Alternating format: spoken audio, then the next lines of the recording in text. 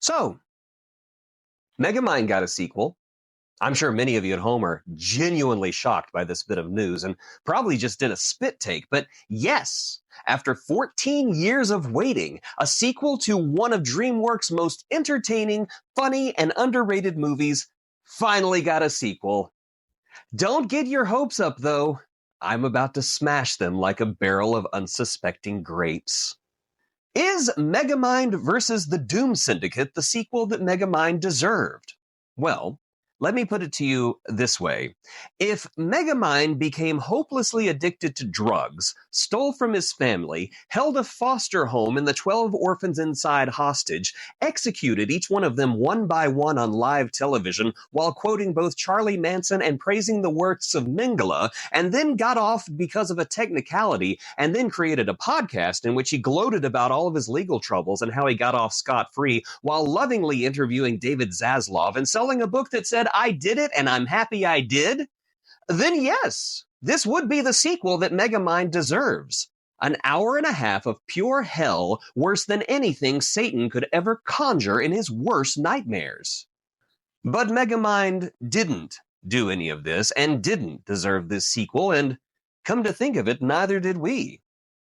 I watched this movie, so you don't have to, and you're welcome. You're welcome.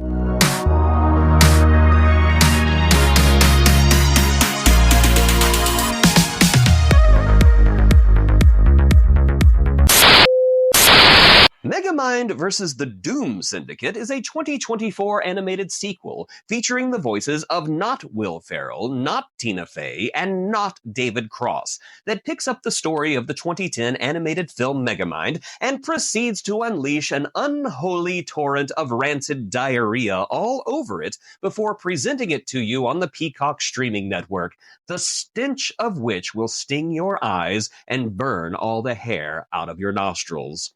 The plot picks up just a few days after the first movie and finds Megamind's old gang, obviously called the Doom Syndicate, coming to town believing that their old boss is pulling a long con and isn't really a hero after all, and so Megamind, confronted by 4 powerful supervillains at once and becoming a complete idiot because the script required him to become one for the purpose of this story, has to pretend that he is a bad guy, only pretending to be a good guy, at least until he can figure out a way to get rid of his old team and learn a valuable lesson about trusting those around you and asking for help when you need it.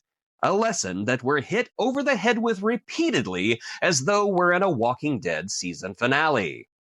Let's just rip this Band-Aid off. Megamind versus the Doom Syndicate is just awful.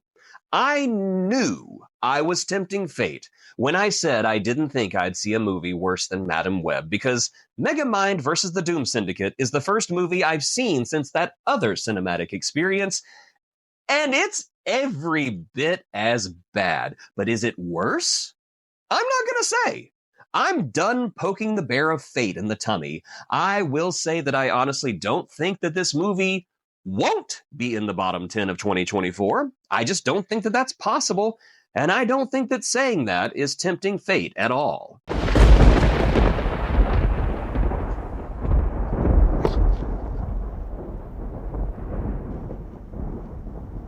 Odd.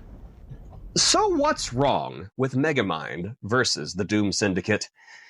I could save time by telling you what's right about it, but this video would end right after I finished saying this sentence and then hawking my Patreon. Join my Patreon, by the way. I did, however, make a brief list of grievances, my top grievances only, because I have a feeling that all of them would have made this video longer than the movie itself and would lead to profanity and possible nudity. Chief among the complaints that I'm going to make that I'm really too old to be making and I should really grow up, at least according to my comments, is that Will Ferrell, David Cross, and Tina Fey don't return. I suspect they weren't even asked to return. As a matter of fact, the news of the Megamind sequel probably shocked them as much as it shocked us. Now, it's understandable that in a direct-to-streaming sequel, perhaps Will Ferrell was just out of the budget and they had to get a sound-alike. They did it for Hotel Transylvania 4, and while that movie was also pure sewage, you couldn't fault the voice actor who did his best to imitate Adam Sandler's Dracula, because he did sound an awful lot like Adam Sandler's Dracula. The Megamind in this movie does not sound like Will Ferrell, at all. As a matter of fact, the voice is so different that the makers of this alleged movie have opted to change Megamind's personality altogether just to get the new voice to fit. It's either a paperweight or a flash grenade, so careful with that. No more is Megamind this lovable, arrogant, awkward guy we can all root for. Now he's cowardly to a fault, annoying to a headache, stupid as all get out, and he's mean. He's just mean. Will Ferrell's Megamind might have been a bit of a buffoon, but he was at least a genius buffoon. This new Megamind is simply a buffoon who takes 90 minutes to figure out the most obvious of moral messages. I will say this, and I will stand by it. If Peacock had simply put up the cash to get Will Ferrell to come back, this movie would have been better. Much better. It still would have sucked, but it wouldn't have sucked hard enough to suck your soul out while watching it. Minion, that mutant fish sidekick from the first movie, is presented every bit as bad. No longer is he a minion. Literally, he doesn't call himself Minion anymore. He's Chum.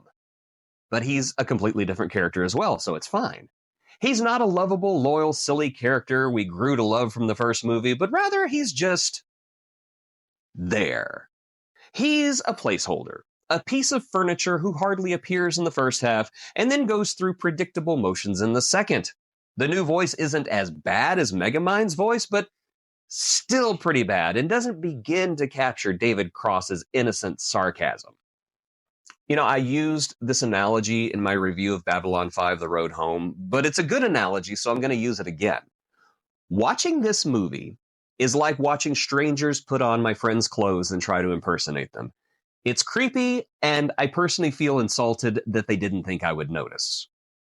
But what about the story? Is that at least a saving grace? No.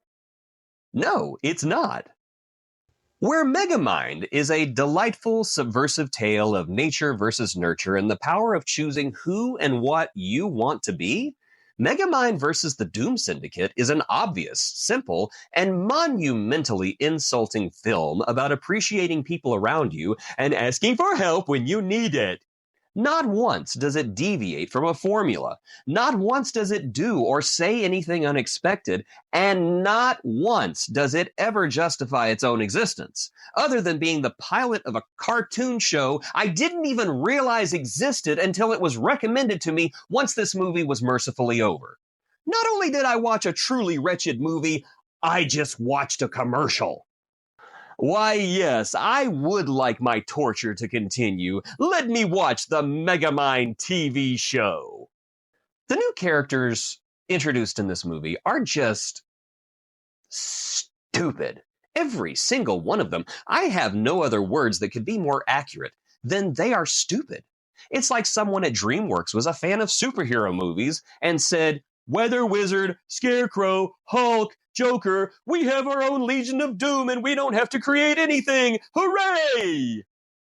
They literally have no personalities. All of their lines are terrible. Every recurring joke is terrible. And every minute they are on screen is excruciating. Oh, and did I mention that Megamind gets a kid sidekick in this movie? Because Megamind gets a kid sidekick in this movie. And yes, she's as grating as you're imagining that she is. She's an influencer. Influencers are the worst, and I should know because I am an influencer, and I am also the worst. The animation in this film is a tragic step down in quality. I mean, holy catastrophic keyframes, Batman. Megamind and the hollow husks of what's left of our favorite characters from the classic movie move like they've suffered strokes. Stiff movements, stiff faces. Literally, every frame of this atrocity is a downgrade, as characters jerk between expressions and movements as though most of the movie was animated by AI, which I would not be surprised if that actually happened. More than anything, Megamind versus the Doom Syndicate is literally nothing that Megamind fans were asking for. Its mere existence is a sign that DreamWorks doesn't listen to its fans, or at least vastly underestimates their input. I mean, it's obvious that this movie was made for kids, and I mean very young kids, who would be happily entertained by jingling keys, but Megamind is 14 years old and was much more sophisticated even back in 2010. My kids won't watch a movie if it's over 4 years old. How many children were clamoring for a Megamind continuation? It wasn't the kids, it was the adults. It was us. How did your focus groups miss that, DreamWorks? Megamind vs. the Doom Syndicate is a cheap, stupid, ugly sequel in name only. If you look to it, even for just a tiny, teeny, microscopic sliver of joy from simple nostalgia, you're going to be sorely disappointed and then depressed, wondering if life is even worth living anymore, and if what remains of your life is going to be spent watching this movie. I can tell you, no, it's not. I know it's streaming for free, but even for the price of free, you're still overpaying because you're paying with your time. If you want to re-experience the magic of Megamind, watch Megamind and pretend that this is not a thing. It never existed. Imagine yourself yesterday before you knew there was a Megamind sequel. That's how happy you could be right now. Really, I'm doing you a favor by warning you away from this festering collection of pig anuses. And if you do decide to watch it, I just hope my voice echoes in the back of your stubborn head. I told you so. I told you so. Join my Patreon. I told you so. But now I want to hear from you. Have you subjected yourself to this film? And if so, what did you think about it? Did you like it? No, you didn't! Stop lying! Please subscribe to this channel, like the video to appease the YouTube algorithm. Please become a Patreon to the channel, just like our friends John Borg, Juliano Toniato, James Gibbons, and Bradley Amiel Julian. You can become a supporter of this channel for only $5 a month, and that's nothing. I actually think that was the budget for this movie. And of course, be sure to join us next time to find out what Jason watches.